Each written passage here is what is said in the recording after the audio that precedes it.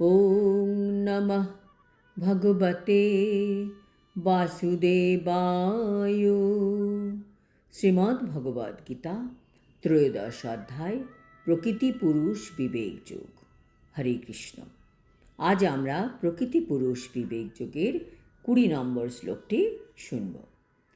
প্রকৃতিং পুরুষং চৈব বিদ্ধি অনাদিউভাবপি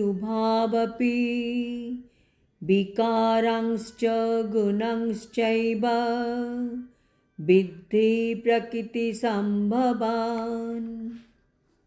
অনুবাদ: প্রকৃতি ও পুরুষ উভয়ই অনাদি বলে জানবে। তাদের বিকার ও গুণসমূহ প্রকৃতি থেকেই উৎপন্ন বলে জানবে।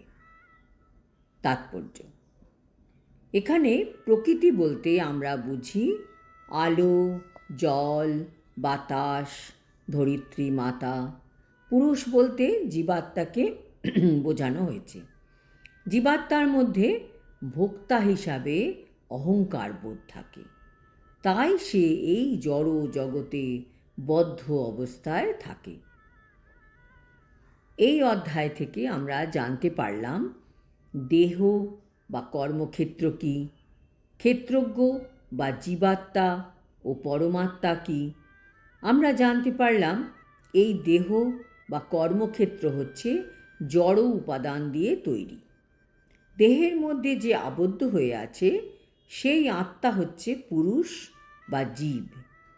জীবাত্মা ও পরমাত্মা উভয়ই ক্ষেত্রজ্ঞ, কিন্তু দুজনেই ভগবানের বিভিন্ন প্রকাশ। জীব হচ্ছে শক্তিতত্ত্ব আর পরমাত্মা হচ্ছেন ভগবানের সাংস প্রকাশ। জড় প্রকৃতি ও জীব উভয়েই নিত্য। তার অর্থ হলো এই যে সৃষ্টির পূর্বেও তাদের অস্তিত্ব ছিল।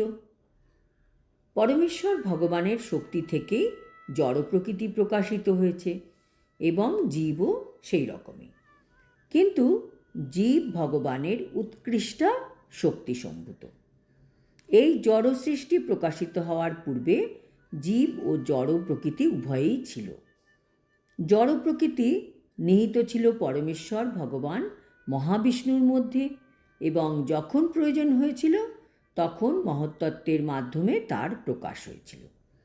তেমনি জীবেরাও তার মধ্যে আছে, কিন্তু তারা বদ্ধ হওয়ার জন্য ভগবানের সেবা বিমুখ, তাই তাদের চিদাকাশে প্রবেশ করতে দেওয়া হয় না। কিন্তু জড় প্রকৃতির প্রকাশ হওয়ার ফলে সমস্ত জীবকে আবার জড়জগতে কর্ম করবার সুযোগ দেওয়া হয়, যাতে তারা চিৎ জগতে প্রবেশ করবার জন্য নিজেদের তৈরি করতে পারে। সেটি জড় সৃষ্টির রহস্য। প্রকৃতপক্ষে জীব মূলত ভগবানের চিন্ময় বিভিন্ন অংশ, কিন্তু তার বিদ্রোহী সুলভ স্বভাবের জন্য সে এই জড় প্রকৃতিতে আবদ্ধ হয়ে পড়েছে। ভগবানের উৎকৃষ্ট শক্তিজাত এই সমস্ত জীব যে কিভাবে এই জড়জগতের সংস্পর্শে এলো তা নিয়ে আমাদের মাথা ঘামানোর কোনো প্রয়োজন নেই। পরমেশ্বর ভগবান অবশ্য জানেন কেন এবং কিভাবে তা ঘটল। তিনি তো সব কিছুই জানেন।